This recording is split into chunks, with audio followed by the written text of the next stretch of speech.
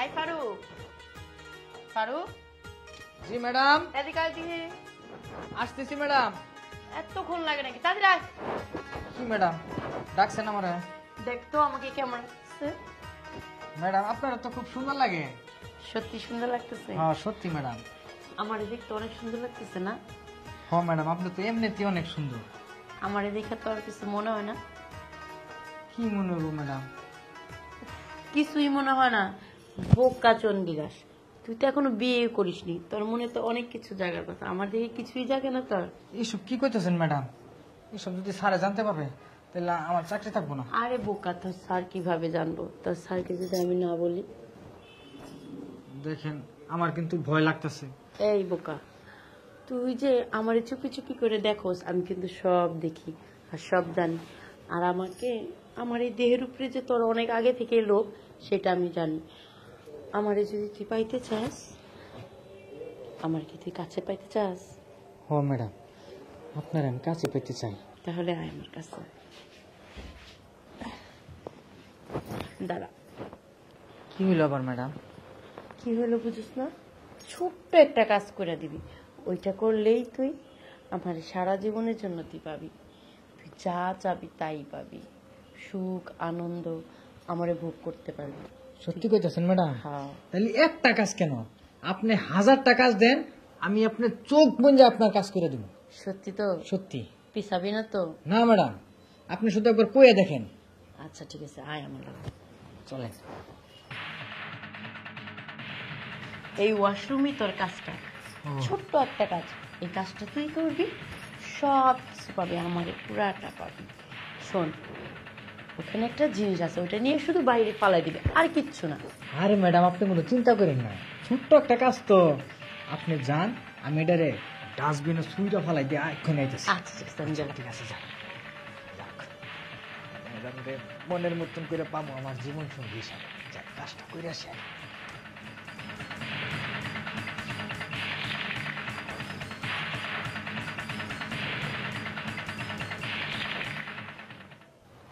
কাজটা হয়ে যাবে। আমি জানি ওর খুব বিশ্বাস আছে, ও আমার কথা কখনই ফালাইতে পারবো না। ও কাজটা সাইরে তারপরে আমার কাছে আসবে। ম্যাডাম আর কি হইছে? ম্যাডাম কাজটা সারছস? এই কাজ আমি করতে পারবো না ম্যাডাম। কি? এই কাজ আমি করতে পারবো না। তুই এই কাজ করতে পারবি না? না ম্যাডাম। এই, তুই কি চাস না আমারে? ম্যাডাম চাই তো, কিন্তু এটা আপনি কি করছেন? কি করছি? যা করছি ভালো করছি। তুই যদি আমার কথা না শুনিস, এতক্ষণ যা যা করছস সব রেকর্ডে আছে, জানিস? ওই দেখ, ওই দেখছ সিসি ক্যামেরা। এখন বল, তুই কি আমার সত্যি রাজি? ম্যাডাম রাজি না? আমারে মানে আপনি কোন বিপদে ফেলেছেন? ম্যাডাম এই একটা লাশ আমি কেমন করে লয়ে যাবো? আরে বোকা, তোর কাছে ওটা কোনো ব্যাপারই না। তুই যে যে আমার সাথে যা যা করছস, ওইটা যদি বাইরের মানুষ দেখে, আর ওইটা কি করেছে তুই করছিস আমারে পাওয়ার জন্য, এটা যদি এলাকার মানুষ জানে, পুলিশ জানে, তোকে হাতে হনকে পড়ায় তারপর নিয়ে যাবো। এখন বল, আমার শর্তে রাজি আছোস? এসব এসব আপনি কি কইতাছেন ম্যাডাম? আপনার সাথে তো এমনটা কথা ছিল না। এই, তুই না বলছিস আমার কাজটা করে দিবি? তুই নিজে শিখাবি, সব রেকর্ডিং করবি। তুই আমার দেহের জন্য পাগল, তাহলে তুই তো এই কাজ করতেই পারোস। এটা কিন্তু এখানে প্রমাণ আছে, প্রমাণ ছাড়া আমি তোর সাথে কথা বলি না। এখন কি করবি ভাব। ঠিক আছে ম্যাডাম, আমি কাজটা যত কষ্টই হোক করে দেবো। আচ্ছা যা।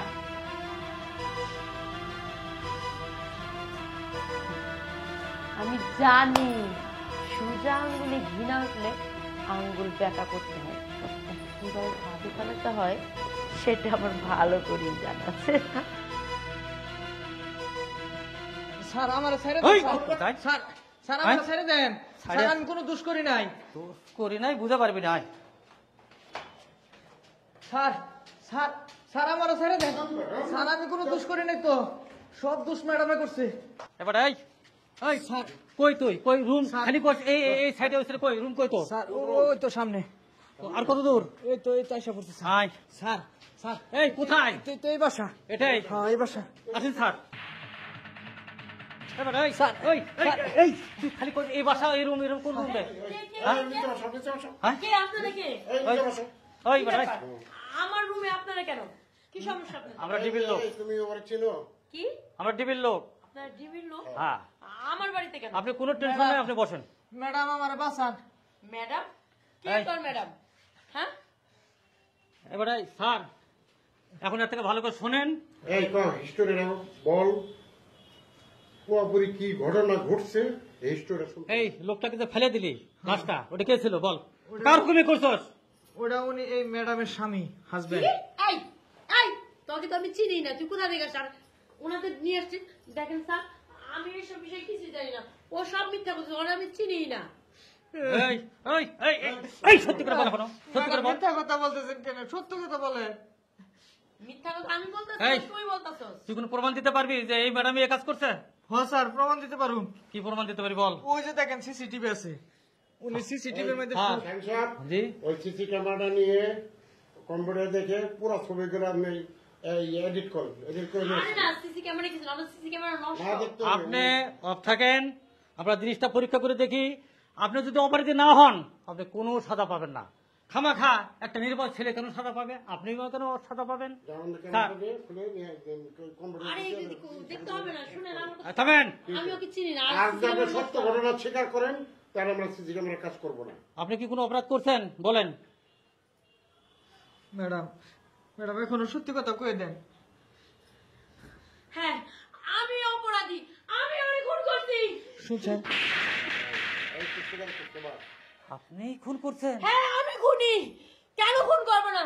দিনের পর দিন ও আমাকে টর্চারিং করছে, দিনের পর দিন ও আমার ঠকাইছে, এজন্য আমি ওকে খুন করছি। ও একটা মানুষ। তাই মার্ডার করতে হবে, স্বামী মারতে হবে, হ্যাঁ স্যার দেশে আইন আছে না? আছে, তাহলে আমি অনেকের কাছে সাহায্য চাইছি, কেউ আমাকে সাহায্য করে নাই। ও একটা মেয়ে নবী, এজন্য ওকে আমি খুন করছি, এছাড়া আমার কোনো উপায় ছিল না। এই খান সাহেব, কোর্ট আছে, আপনি কোর্টে নিয়ে যান। স্যার, বিচারক কোর্ট আছে, কোর্টে বুঝবেন। স্যার একটু বলি স্যার, তাহলে আপনি খুন করছেন, আপনি কাজটা ছাড়বেন। এই নির্বোধ ছেলেকে আপনি কাজের ছেলেটাকে এখানে ব্যবহার করলেন। আমার এটা অপরাধ হয়েছে, আর আমি ফাঁসাই ফেলেছিলাম, কিন্তু এছাড়া আমার কোনো উপায় ছিল না। আমি লাশটা কিভাবে সরাবো আমি নিজেও জানি না, এর জন্য ওকে আমি ফাঁদে ফেলায় ওই লাশটা উদ্ধার ফালানোর জন্য ব্যবস্থা করছিলাম। শোনেন, এমনি রেডি আপনি চলেন, আমরা সবাই যাই। লজ্জা, খুব লজ্জা লাগে আপনাদের মতো মেয়েদের। এসব ঘৃণ্যতা কাজ আপনি কেমন করলেন? আপনার স্বামী যদি কোনো খারাপ কাজ করেই থাকে, কোনো অবৈধ কাজ করেই থাকে, আপনি আইনের সহযোগিতা নিতে পারতেন। তাই বলে আপনি আইন নিজের হাতে তুলে নিলেন?